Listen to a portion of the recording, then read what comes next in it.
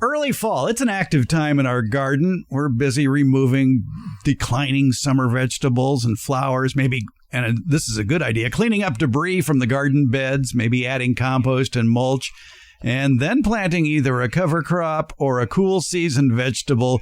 But let's reminisce a bit. How was your 2023 garden? Specifically, how was your backyard tomato crop? Which varieties were successful? Which tomatoes were a bust? Did you get hit by jalapeno gate with your tomatoes? It's a possibility. We'll find out. We're talking with Don Shor. He owns Redwood Barn Nursery in Davis, California, an avid tomato grower as well. Now, the tomatoes we're going to talk about were our successes and failures, along with Don's customers' successes and failures. But again, all gardening is local. Your results may vary. And Don, I think one way we may have varied from the rest of the country, unlike the rest of the country that had a lot of hot spells, we had a fairly mild summer. Yeah, I went back and crunched the data, which you can gather from the automated weather stations at the CIMIS website. And we had in Davis 13 days that hit 100 degrees or above. That's pretty average, actually. And then we had 30 or 40 that were in the mid to upper 90s, which means not pollination weather, but still not a problem for tomato plants. They wouldn't be setting during those times. We had a lot of pollination weather this year. I know people always think we had a terribly hot summer, but honestly, it was a pretty balmy, pleasant summer here in the Sacramento Valley. And that means that at least half of our days between mid-May and mid-September, we had suitable weather for not just pollination, but fruit development. So it should have been a pretty good year for tomatoes. In fact, it should have been a real good year for tomatoes around the Sacramento Valley. And talking with customers, many people said things like, oh, my best year ever for tomatoes, and then and they would mention some one variety that didn't do well or that wasn't what it was supposed to be. We can come back to that topic for sure. But in general, good yields across the board for most varieties, and even some heirlooms stood out as having good yields, which we don't really promise to people. So yeah, reflecting back, this is one of the things I do like to do in October is sit down with my database and the list of the tomatoes that I planted well, I still can remember, or even better, still walk out there and see how they're doing and make notes about how things did. Because next spring, February, we're buying seeds and getting going on planting things. And your subjective memories aren't as good, especially as you get older. So it's a good idea to make notes about these things. Yes, indeed. I always put in the date in my little garden diary here of the dates I plant the tomato plants and the days I remove the tomato plants. And right. I think it was the earliest removal on record for my Sweet Million, which is my favorite cherry tomato. I have planted it year after year after year, and it's always been very productive. Not this year. It got pulled out on September 10th, and production was minimal. But again, looking at the Sweet Million plant and the way it was producing tomatoes, it just looked odd to me. It goes, this doesn't look right. This doesn't look like a typical Sweet Million cherry tomato. So that is another topic to come back to later on, where we all may have been bamboozled a little bit. Yeah, well, I mean, there's a couple where I know it wasn't what I planted, and we all know there were some seed mix-ups. So some of my favorites, like the Chef's Choice series, Chef's Choice Orange having become over the last several years one of my all-time favorite tomatoes. Well, it was a small red tomato this year, so clearly that wasn't Chef's Choice Orange, whatever the label may have said on the pot. There were some seed mix-ups, yes. So that one, unfortunately, did not rank highly because it isn't what it was supposed to be. A little surprised at your Sweet Million, but that is certainly possible as well. And I do have to say that chatting with master gardeners who come in and compare notes with me, they man the tables down at the farmers market in Davis, and we compare notes about what kind of questions they're getting. This year, if people came up to us or them and said, I didn't have a real good year with my tomatoes, we start with two questions.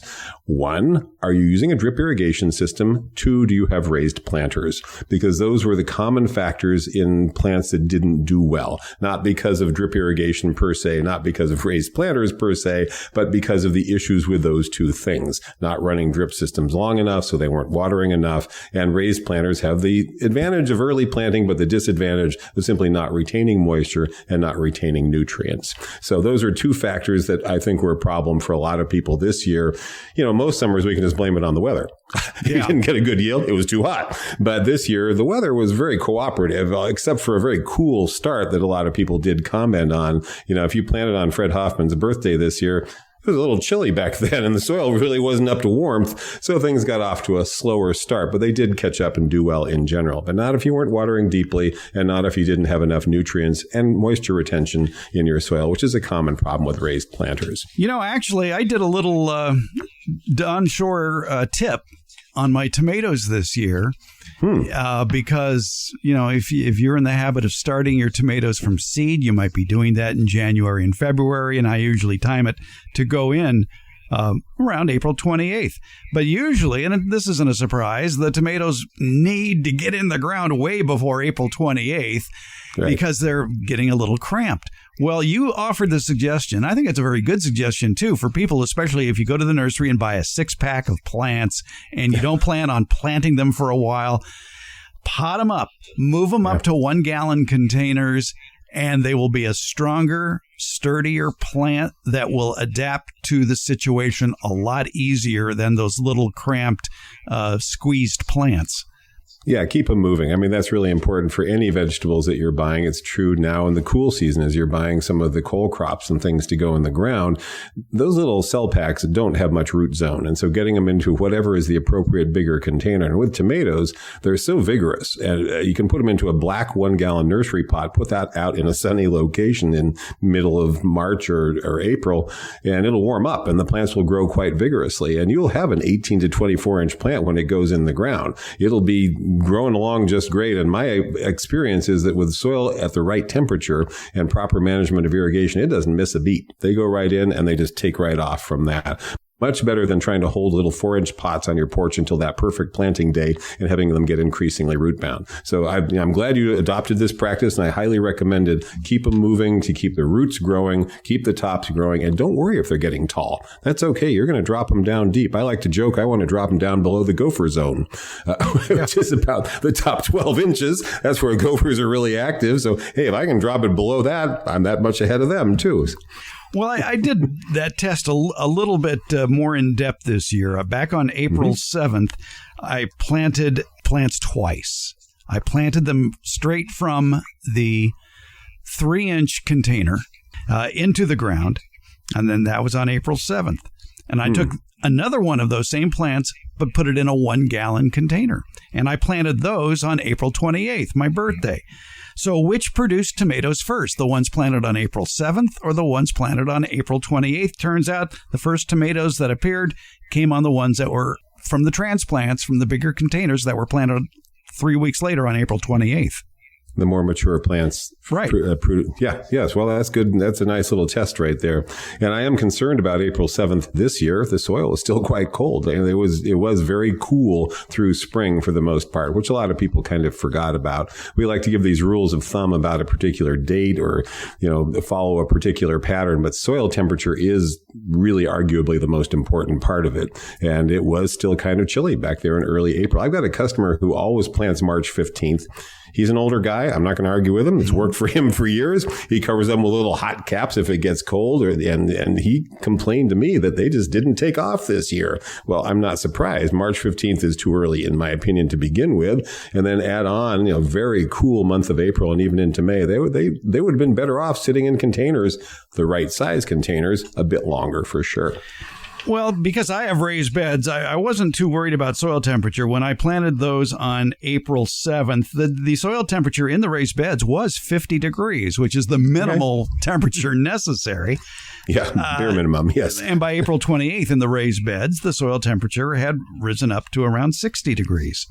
You should probably bring people up to date on how you fertilize them, because one of the biggest issues we encounter with raised beds is that they simply don't hold nutrients well. So when you put them in the ground in that raised planter, do you add something for them?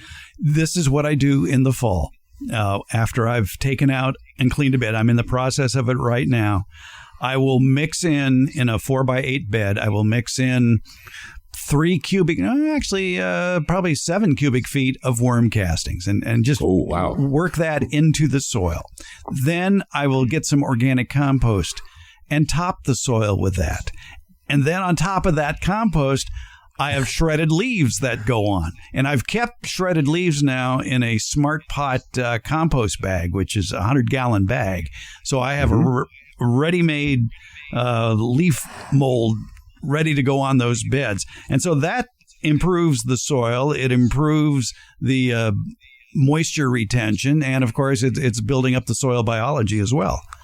So you're just putting this on the surface and then not planting anything onto that, or you do cover crop on top of that? No, I don't even do I do some cover crops, but not much. Yeah, okay. I find it's a lot easier, and I don't mind staring at shredded leaves on a raised bed all winter. Yeah, you're adding nitrogen. Actually, worm castings, they're not cheap, but they're really, really good for cation exchange capacity. They retain the nutrients and they help retain moisture. They're a lot denser than most of the organic things that people add. So you've got the best of everything there. You've got organic material, you've got nitrogen, and you've got things that will help the soil retain those things for the next season. So that pretty well covers your nitrogen needs, I would imagine, for the following summer. Mm-hmm. I've done cover crops. Obviously, I like to just stick in fava beans and things like that. And it started raining. And of course, as we recall, we had 13 atmospheric rivers last winter. Something like and that. I had not gotten cover crops in where the tomatoes were. So I had a bag of fava bean seed, and it's January, and the soil is so saturated, I should not even have been walking on it. But I went out there in my boots and I slogged my way down, and I shoved a couple of fava bean seeds into the mud where each tomato plant had been. I just cut them off. I don't pull them out. I just cut them off and let the roots disintegrate there. And every one of those fava bean seeds came up in spite of 100% soil saturation and very cold temperatures and 40 days of rain in the next 80 days. They did great. They just filled in that spot. And as far as I'm concerned, they're cultivating it for me, putting nitrogen right there. But what you're doing sounds pretty gourmet. I imagine your tomatoes were very appreciative. Feed the soil first. That's my motto, and it works. Now, another thing, too, and because we've talked about this for years, and you finally drilled it into my head, my raised beds need more parallel drip irrigation lines. So now, in a 4-foot wide bed, I have 5 lines running the length of the bed, and I'm getting better penetration and spread of the water. This is the patented Fred Hoffman drip irrigation technique that I describe to people regularly, because I'll tell them you have 4-foot wide beds and 5 drip lines in there. Yeah. And they sort of look startled. I say, well, that's that way you get the distribution you need. If you've brought in this really fancy soil that you paid great money for from your local rock yard and then amended it with a bunch of nice stuff, the water tends to just run straight down. Right. And so people tend not to water enough. And you really have to water differently than I do. I can give tomato plants a week's worth of water all at once. I can give them 10 or 12 gallons at once, and it'll still be there because I'm just doing out in garden soil, basically. In your case, you're growing them almost in a container soil. And so you probably have to water, I'm guessing, 2 to 3 times a week, and not giving 10 to 12 gallons all at once, but giving each plant at least a couple gallons. And when I say that, people's eyes widen. A couple of gallons. You don't really realize how much water it takes to grow food. So overall, good rule of thumb, indeterminate tomatoes, 10 to 12 gallons of water total per week, whether all at once, if you can do that, or split into a couple of irrigations. Indeterminate types, and I've had this conversation with people who want to conserve water. I suggest just grow indeterminate tomatoes. Grow them, get a good crop. You give them maybe 5 or 6 gallons of water per week, and when they're done, they're done. You can pull them out in August. I'm assuming that you're going to process them, can them, dry them, freeze them, whatever, because you've basically grown your crop the way local Yolo and Solano County farmers grow tomatoes.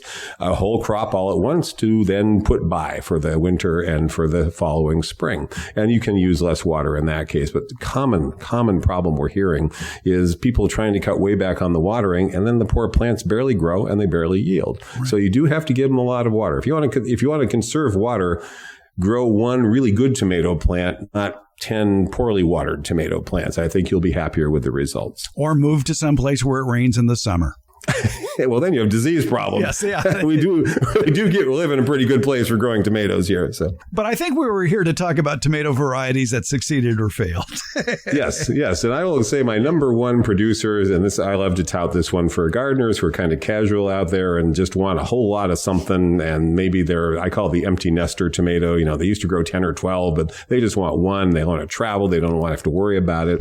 Juliet. came through once again. I just went out and took a picture of my Juliet hybrid tomato, and the plant filled the cage very quickly, 5 feet tall, cascading back down to the ground with long branches and trusses of fruit. By my just eyeball estimate, there are about 400 fruits still on that plant.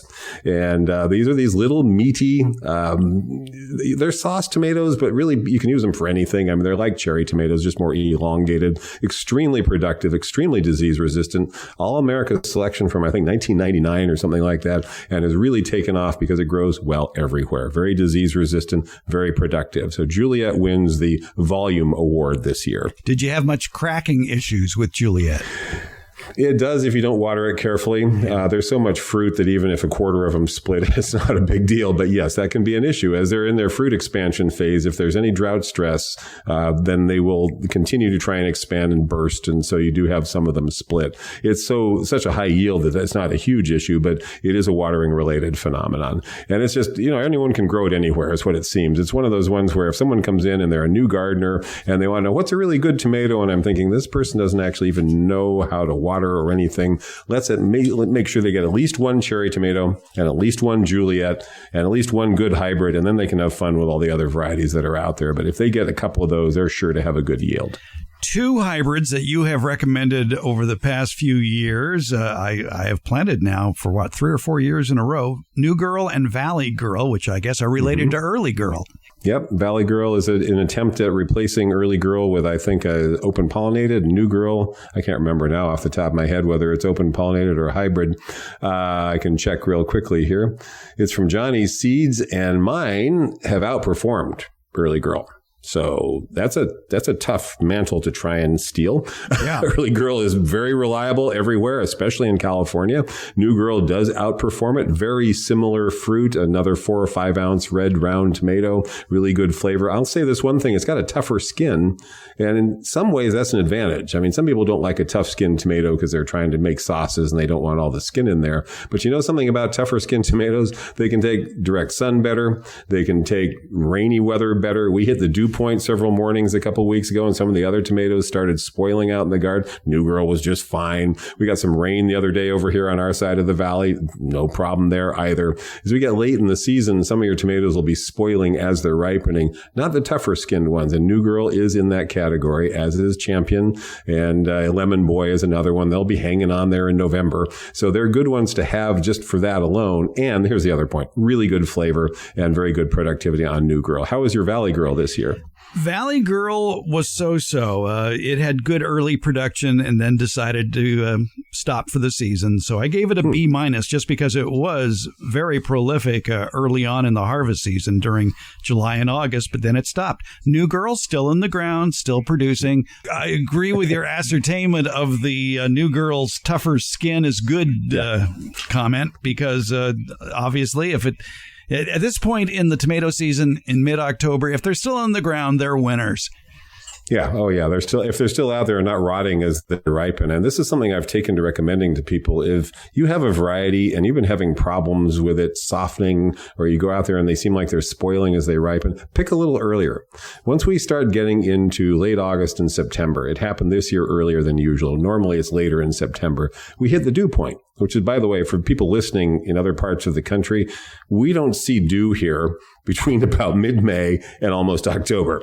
You go out in the morning, you might see a little sparkle of it. That's it at best. We don't have a thing where plants are moist all the way till 10 or 11 in the morning. Once we hit the dew point and we have plants with moisture on the leaves and especially on the fruit, if they're beginning to ripen, any little bit of spoilage organism, any little bit of injury to the skin, whether it's a bird or a bug or just wind bumping it against the tomato cage, they'll start to spoil very rapidly. And most of us have had the unpleasant experience of reaching in to pick what looks like a great tomato and having it disintegrate in our hand as we pull on it.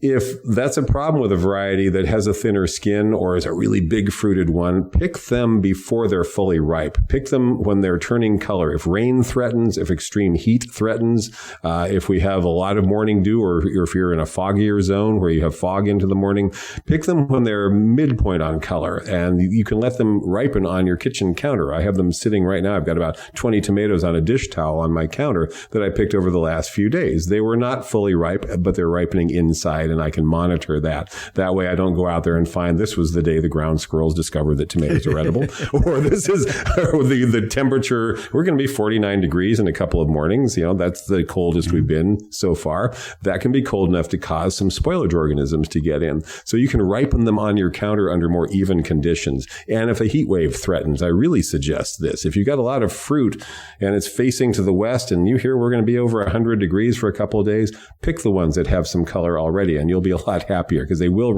continue to ripen indoors. They're climacteric fruit that continue the ripening process indoors. The flavor will be just as good. That's good advice for July, August, and September. Right now, well, enjoy the spoils. Yes. Now you go out and find what's hanging on there and doing well. But I did have a couple surprises this year. One was pineapple. Have you ever grown pineapple? No. It's an old heirloom. It's been around forever. Pineapple gives you a 1 pound fruit. And I always tell people, it's really rich, tangy flavor. That's where the name comes from. And it's one of the yellow orange ones that's got red all suffused in both the skin and the flesh. So it's a beautiful fruit. And you get 5 or 6 typically, but they're big and it's cool. And you've got some other tomato that's your major workhorse. This is just for fun. I got more than 20. I actually totaled 24 and most of them were over a pound. And the ones that weren't were very close to a pound. And I was watching those every morning, terrified that it was going to be the night that something came in and discovered that my pineapple tomatoes were at the perfect stage of ripening. But I let them go fully ripe on the vine. It was astonishing. So this year, thanks to the combination of weather and luck and serendipity to throw all those things together and good deep watering, gave me very good yields. And I would take them into work and people would look at this 1 1/4 pound orange yellow fruit with red streaking on it and just be amazed by it. So what's that one? I got to grow it next year. And I'll say, yeah, but grow it next year and that's fine. But plant some reliable hybrids as well. One variety that you've recommended over the years, I've grown it now for 2 years, is bodacious, which gets very big.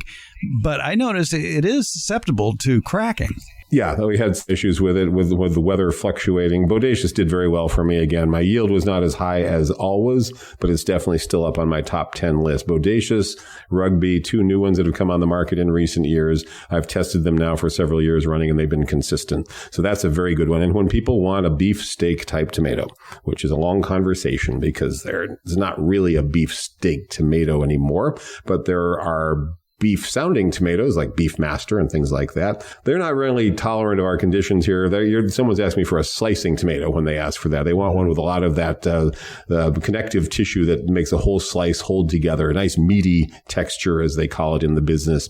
And bodacious meets those criteria, has very good flavor, has very good yield here. It's been consistent for me. But cracking can be an issue. That seems to be related again to watering, somewhat related to erratic watering, but really more to just fluctuations in temperature. I've noticed more cracking on varieties when we get cooler spells and then suddenly get hot. And obviously it just affects the fruit expansion phase. They're still fine. You just got to watch them carefully because if they crack and you let them go soft ripe, just like we were saying before, they could spoil very quickly. So I decided to plant something that is placing themselves in the pantheon of the early girl type tomato. This one was called Early Doll. Early Doll, okay. Early Doll. Well, it's been pulled out. It was just early? October 7th. I yanked it out. It says, my notes were end of production, sparse production. I gave it a D. D. This was tomato. Don't give up. Never give up on a tomato just from 1 year's performance. We know. Yeah. That's the other thing is never rave about a tomato just on 1 year's performance. A couple of years is what it takes, and see whether that one does. Maybe it likes a hotter summer. Who knows? Yeah. One group that I've never really gotten into myself before were the Oxheart tomatoes, and so this year I grew one called, with apologies to my French teacher, Coir de Bue, B-U-E, yes, which literally means heart of the ox. Mm-hmm. And this is an Italian variety, and it gave me about 40 fruit, and they were all close to a pound. And they're very meaty, very solid kind of fruit, as the name suggests. They're the kind you could make into sauce or puree or something like that. Definitely a winner this year for the first time, so I'll do it again next year, and I'll give you a full report after 2 years' experience. Coir de Oxheart. I've often felt that the Italian heirlooms and the Italian varieties are good ones for us to look at here in California because, of course, of the similarities of our climates. Mm-hmm. And I'd never really gotten into this group before, but there was a gardener down at the community garden right down the street from the nursery in Davis. And he swears by this one, grows it every year. I don't know if he's an old Italian, probably. I've learned a lot from old Italian gardeners over the years, and he swore by this one. So I grew it. We grew it from seed, sourced the seed from somewhere, and we're very, very impressed by it. I assume that this one is an actual varietal, Coir debut, but Oxheart types in general do get touted a lot by folks from Italy. So I suggest people look for some of those. All right. We were both raving about the Rugby tomato, and I started studying the history of the Rugby tomato, and it came out of Bulgaria. Yes. Geosem Select Seed Company. It's an elongated pink indeterminate tomato that is just so meaty. It can be, it's sold as a paste tomato or a sauce tomato, but in reality, you could slice it up and put it on a BLT and you'd be very, very happy. And because of its shape, it really makes for a pretty salad too. And it's got VFF, so that means it's got resistance to verticillium and both strains, 2 strains at least of fusarium. It's been extremely productive for me. I have to say the fruit has held up during extreme heat, during the hot weather we had last year. Remember September last year when we hit 116 degrees? Record. Rugby was fine, partly because it seems to have a good density to its foliage, so the fruit was reasonably protected in the vine. And so very consistent producer. And I do like to see this fact that breeders are working on more of the sauce tomatoes. I tried several this year, and one called Big Mama, which is out of Burpee, and they're up to 5 inches. I mean, these are huge, meaty fruit, and again, gave me 35 or 40 fruit. So that's another one I'm going to try and see how it holds against Rugby, put them side by side and have a competition. I do think sauce tomatoes are great choices for a lot of people because at least my experience has been they hold up better in the heat, in the direct sun, seem to have better disease resistance. Rugby is definitely a winner. That one will be growing every year and selling it every year. Now, you're not going to find that at most garden centers because big wholesale growers haven't picked this one up yet. If you're listening out there, wholesale growers, look for Rugby. You'll have to order the seed from Bulgaria. But we got ours from one of the regular online vendors, probably Totally Tomatoes or Seeds and Such, one of that crowd. Been very impressed by it. One of my customers recommended it initially because he sat next to someone from the breeding company at a party and learned about it that way. And so I ordered the seed originally from Bulgaria, but now I can get it from some of the regular suppliers. But Big Mama is one to look for if you're a fan of Burpee Seed Company. Another one, very, very good producer. So I've been impressed by the new lines of home processing tomatoes that some of the growers seem to have come up with. I'm not always impressed with the directions of breeding programs. All of these miniature tomatoes that are coming on the market, I'm withholding judgment on those. None of us at our garden center like the purple or blue tomatoes, the new ones that have come on the market. The flavor is off. None of us like them. Maybe I'm upsetting some people by saying that. They're very pretty. I take pictures of them. They're lovely to photograph, but don't like the flavors on those. But these new sauce tomatoes are great. And ones like Juliet as well, where they're just being bred for yield. They did some testing at the Fair Oaks Horticulture Center this summer. They grew 3 tried and true tomato varieties, Big Beef, Lemon Boy, and Celebrity.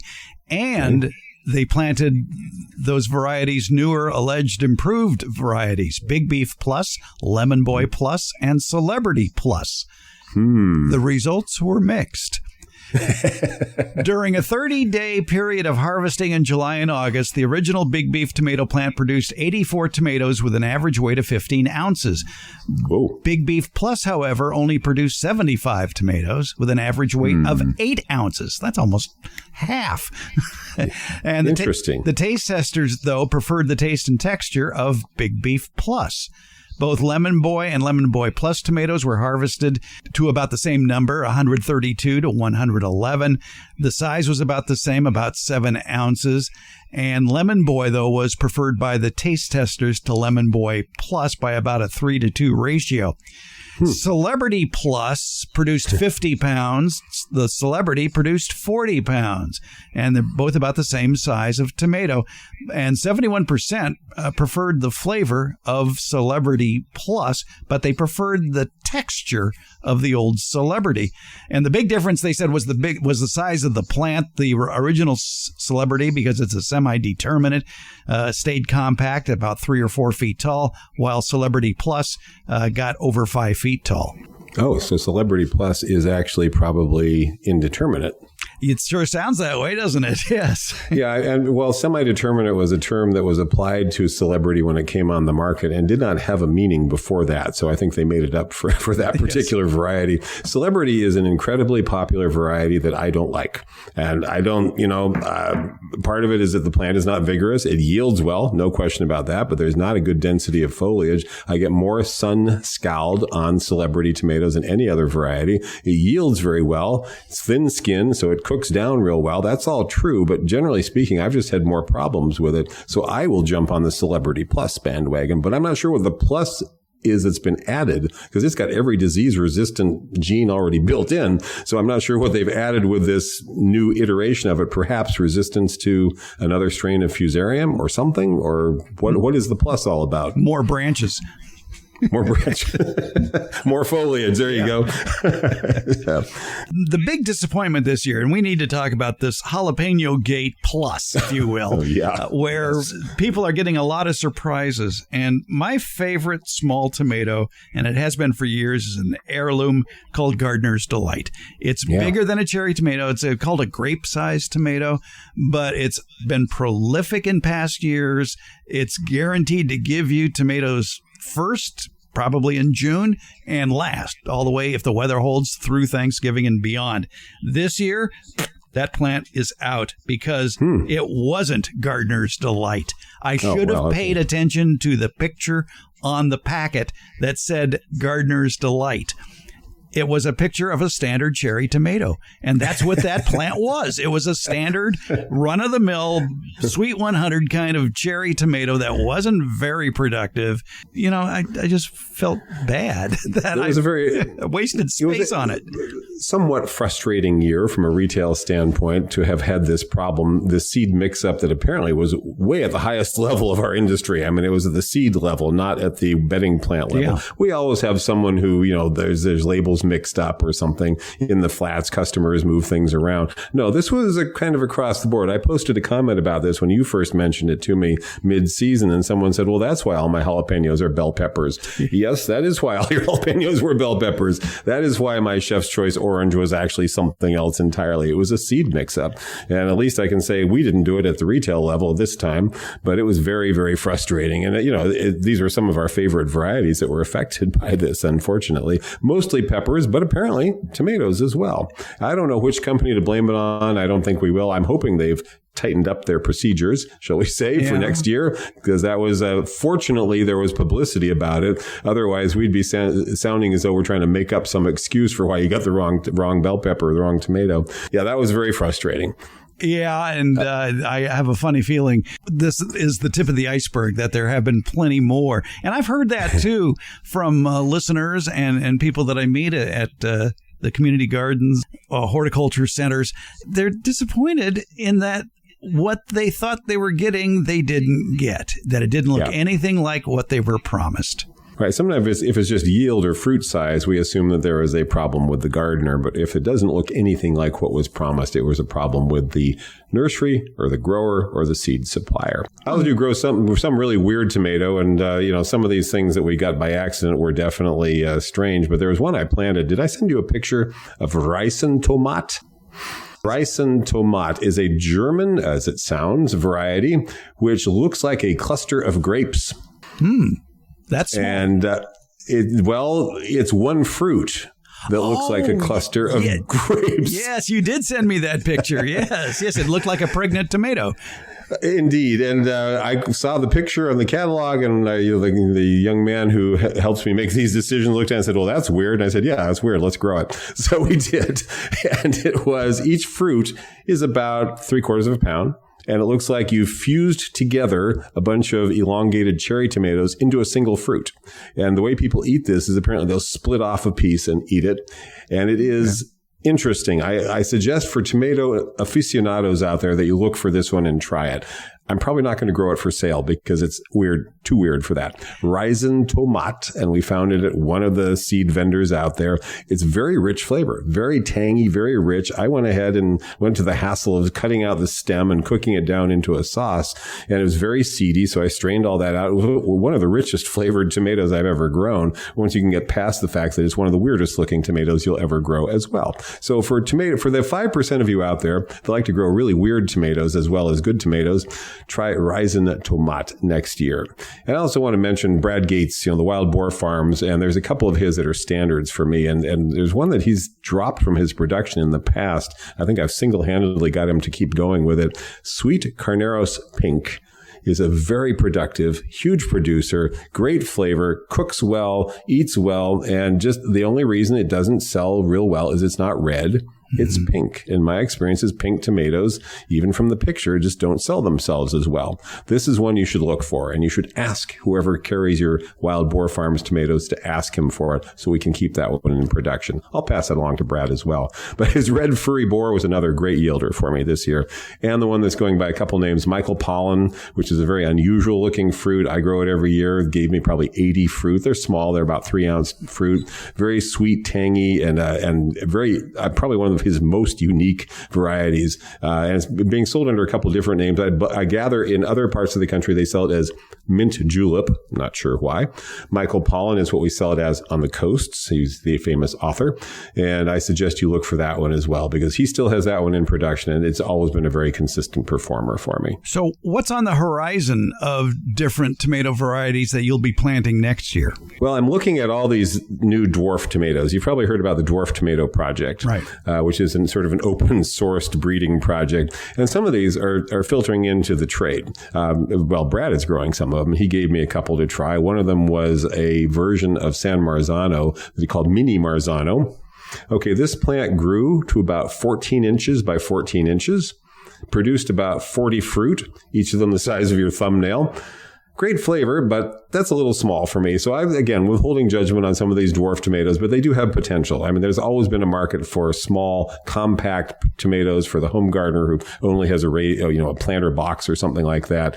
I can't tell you how many times someone will come up to our counter with a little 12-inch pot and a tomato plant wanting to know if this is a good one to grow in this 12-inch pot. And we're always having to say, there is no tomato that will grow in a 12-inch pot. Well, we could be wrong. There may be miniature tomatoes that will grow in a 12-inch pot if this particular one is any indication. So let's all watch for these miniature tomatoes, try some of them, see how the flavor is, see what the yield is, see if they'll work, in a patio or a balcony or something like that for someone who's limited for space. So they have some potential. We just need to test these out and see how they do with high temperatures and what the flavor is, because that's obviously the big thing that people are after.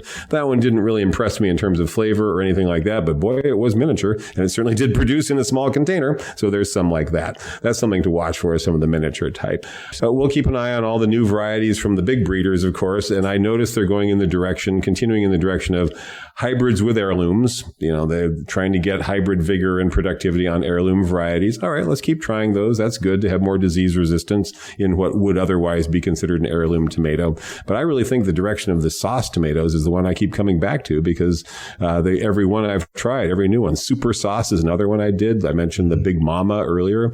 Both very good production, great for salsa, for cooking, and really good flavor. And a bigger sauce tomato, as you described with Rugby, can be sliced. You look at it as a sauce tomato, but if you're someone that wants tomatoes on a sandwich, you will be happy with these as well.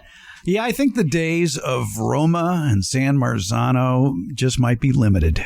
I haven't bothered with Roma for quite a long time. It's considered the canary in the coal mine for blossom end rot. Mm-hmm. Do I have to explain what canary in the coal mine means? Okay. All right. It's the early indicator of blossom end rot. How's that? It just gets it no matter what. It's going to get it. The first ones are going to throw them away. The next ones will be fine on the same plant. But it's a little plant, and you don't need that. You can get these newer varieties that are more productive. San Marzano, I do stock every year as a retailer because I have a customer base that likes it. It's older gentlemen who are of a particular heritage, and it is a very good producer here. But when I grew it last year, I didn't pick a lot of them because I had these other great sauce tomatoes out there. Rugby was out there. The other ones were out there. They're more for your money in terms of what you're getting. San Marzano does very well. Don't get me wrong. Its yield is always great. But these other ones are just so much more tomato in each tomato. San Marzano is a small, skinny thing, and it's relatively hollow, honestly. These other ones like Rugby and Big Mama are beefy. They give you lots to work with, especially if you're into salsas and things like that, because they're chunky enough that you can just kind of chop them up, cook them partway down for that kind of fresh salsa that people like to use where it's still got pieces of tomato in it. They're really good for that. San Marzano's got its following, but you're right. The older generation will pass, and so will it. Well, I think we've exhausted the topic of tomatoes. There you go. So watch for sauce tomatoes, watch for the new hybrids, and everybody should plant Rugby and Bodacious. I don't know about Bodacious, but Rugby definitely, yeah. It's and every year will be different. Every area of the country will be different. Let me know what your favorites were. What were the successes? What were the failures? And by trading this information, maybe we can expand the palette. That's the important thing. Write them down. Keep a journal on this kind of thing. I started that years and years ago, and I would look back and go, oh, yeah, I grew that tomato 20 years ago. It did pretty well. Let's try it again, because there's so many new varieties every year. And also with consolidation and loss of growers, there's going to be, in my opinion, fewer tomato varieties on the shelf at your garden centers.